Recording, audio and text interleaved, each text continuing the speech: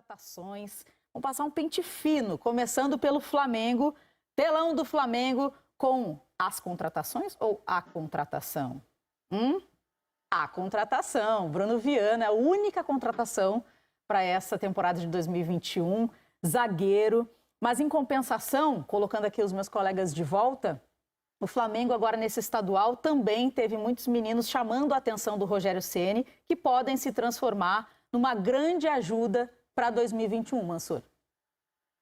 Karine, falando para começar falando do Bruno Viana, é um zagueiro que nesses jogos do estadual jogar adiantado e quando necessário correr para trás, atrás do atacante, quando a última linha é vencida. Ele parece ter velocidade, boa capacidade de recuperação para isso, boa saída de bola, enfim. É uma posição em que, mais até do que quantidade, o Flamengo terminou o ano com a percepção de que os dois jogadores contratados na temporada passada não tinham correspondido às expectativas. Léo Pereira e Gustavo Henrique. Gustavo Henrique teve um crescimento já no fim da temporada 2020. O Léo Pereira ameaça começar a dar alguns bons sinais agora. Resta saber aí qual vai ser a ideia do Rogério Ceni em relação ao Willian Arão. Se o Willian Arão, de fato, continuar sendo o zagueiro, formando a dupla com o Rodrigo Caio, que dá toda a mobilidade, saída de bola, qualidade técnica, que o Rogério prioriza por entender que o Flamengo vai passar boa parte dos seus jogos com a sua linha de defesa adiantada e tendo que construir contra adversários que vão marcar mais atrás, o que isso gera no elenco? Gerava uma falta, uma escassez de volantes. Você teria Gerson e Diego à frente da defesa como titulares e apenas o João Gomes, que começou a entrar durante o Campeonato Brasileiro como a única opção.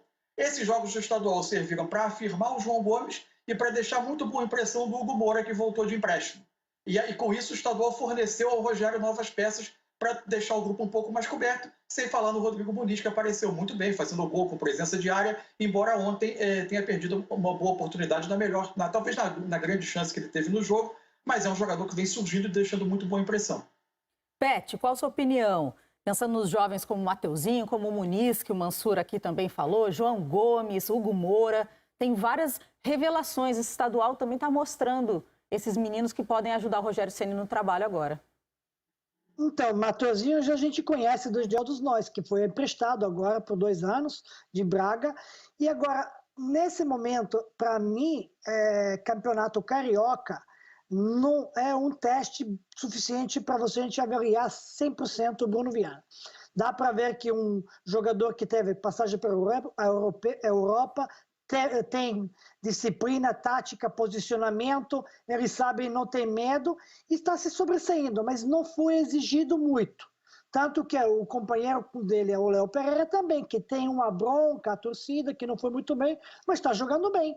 Então, serve para você ver o potencial que você tem para o futuro. E aí concordo com o Mansur quando fala sobre o João Gomes, que se sobressaiu, e o Rodrigo Muniz.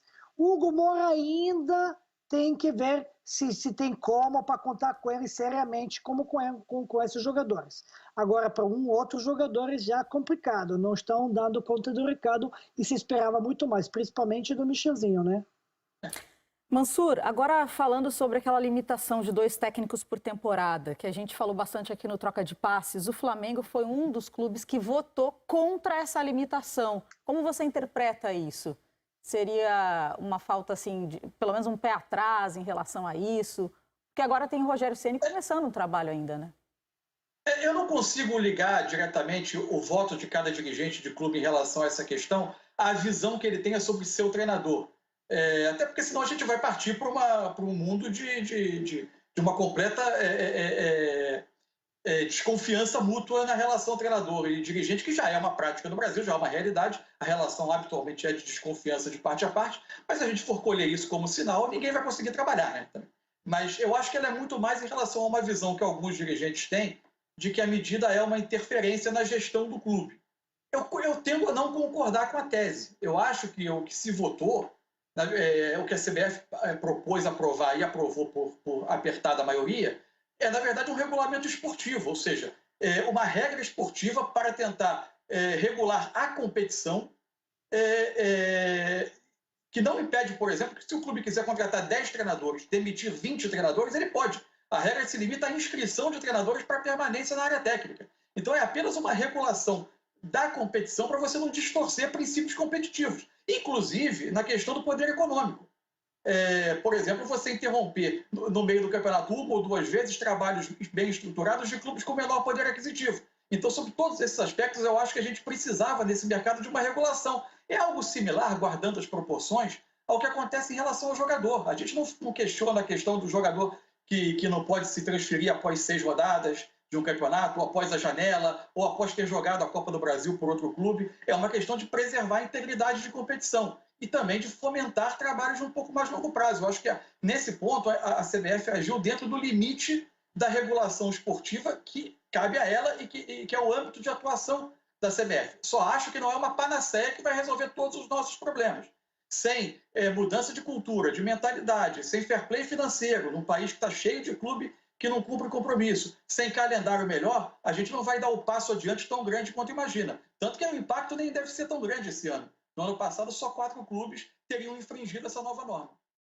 Vamos falar agora de Internacional, colocar aqui no telão também as contratações do Internacional.